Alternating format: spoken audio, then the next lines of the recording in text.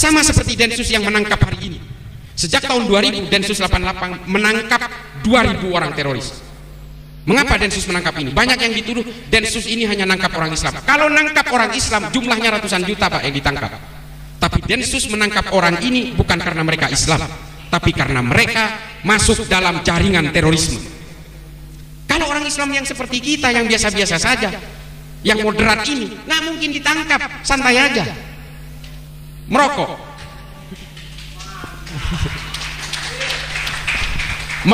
dan tidak gelisah oleh orang lain, tidak mengkafirkan orang lain. Live and sex club. Tapi ini kemudian yang digelorakan oleh mereka, dan hingga akhirnya apa? Kita semua terjebak dalam hakimiyah takfiriyah. Harus kita pahami Pak, kalau ingin merobohkan Indonesia, maka harus merobohkan NU. Orang-orang NU hari ini oleh kelompok Wahabi Salafi ini, semuanya menggunakan teknik makan bubur Pak. Dimakan dari pinggir baru di tengahnya. Dan hari ini orang-orang Nahdien kultural di berbagai kampung-kampung di desa-desa itulah yang dimakan oleh mereka. Di Madura Pak, saya bayangin, kita bayangkan Madura itu kalau ditanya agamanya NU, Nahdlatul Ulama. Ini orang Madura, saking fanatiknya dan saking takdimnya kepada para ulama.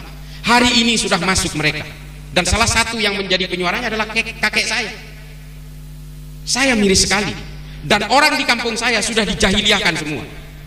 Konsep mereka itu memang adalah berusaha menjahiliahkan orang yang tidak sama dengan mereka, karena mereka merasa ajaran agamanya adalah yang paling otentik dengan ajaran Nabi. Ini klaim mereka. Nabi tidak pernah mengkafir-kafirkan, apalagi menjahiliah-jahiliahkan orang, sesama muslim terutama.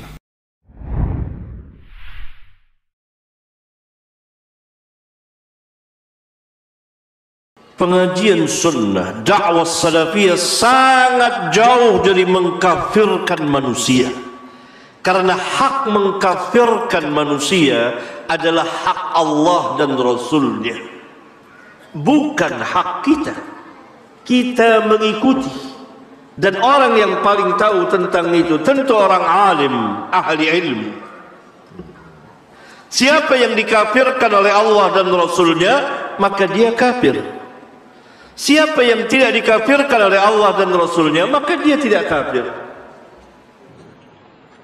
Hak mengkafirkan adalah hak Allah dan Rasulullah sallallahu alaihi wa ala alihi wasallam.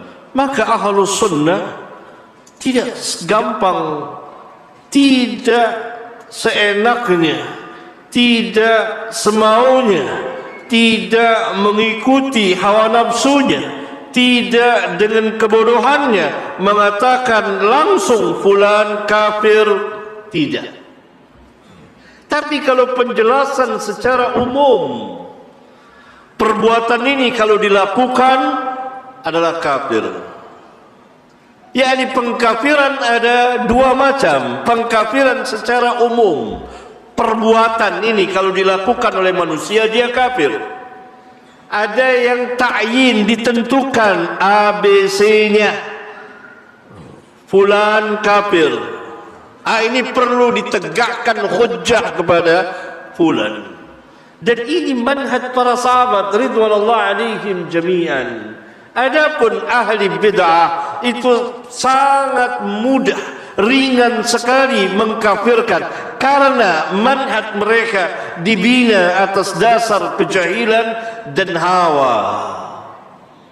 Siapa yang tidak sepaham kepada mereka, maka mereka mengkafirkannya. Contoh yang terbaik bagi kita adalah para sahabat ridwanullah alaihim jami'an. Ketika Khawarij mengkafirkan mereka, mengkafirkan Ali, mengkafirkan Muawiyah, mengkafirkan Amr bin As, bahkan yang sebelumnya Utsman bin Affan dan lain-lain para sahabat radhiyallahu anhum, apakah Ali bin Abi Thalib dan kawan-kawannya membalas mengkafirkan mereka juga? Jawabnya tidak.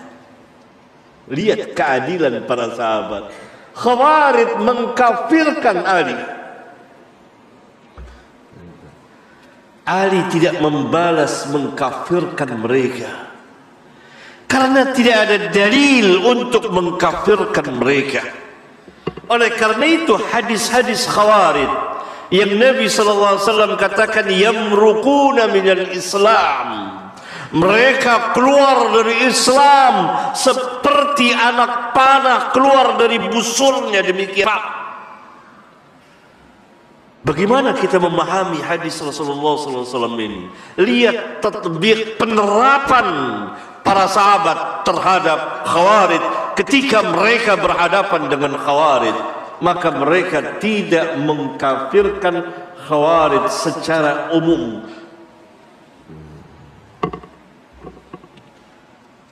Walaupun mereka mengkafirkannya. Demikian juga para ulama Ahlus Sunnah tidak mengkufurkannya. Tarikh telah berbicara dari perjalanan warasatul anbiya, Syekhul Islam Ibn Taimiyah rahmatullahi alaih, mahkotanya ulama salaf, orang yang banyak menjelaskan tentang dakwah salafiyah. Pada masanya saat dakwah ini tidak dikenal oleh manusia, maka dia dikafirkan, disesatkan oleh begitu banyak kaum madzhab. Tapi apakah Syekh membalas mengkafirkan dia? Mereka tidak.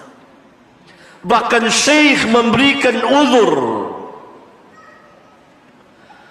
Kalau saya yang mengatakan seperti antum, saya kafir karena saya berilmu, sedangkan antum tidak tahu, gitu.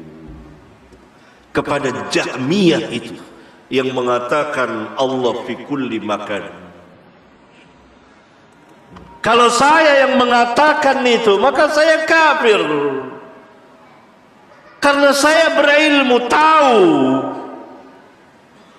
bahwa perkataan itu besar, perkataan itu kemungkaran yang besar, kesesatan yang besar, kekufuran. Saya berilmu, kamu yang mengatakan kamu tidak tahu. Begitu kurang lebih makna perkataan Syekh. Tidak ada seorang pun yang dikafirkan oleh Syekh. Walhal Syekh sampai hari ini dikafirkan oleh kaum madzhab, sekurang-kurangnya disesatkan dan lain sebagainya. Lihat, Ahlus Sunnah tegak dengan ilmu dan keadilan, ahli bid'ah tegak dengan kejahilan dan hawa nafsu serta kezaliman.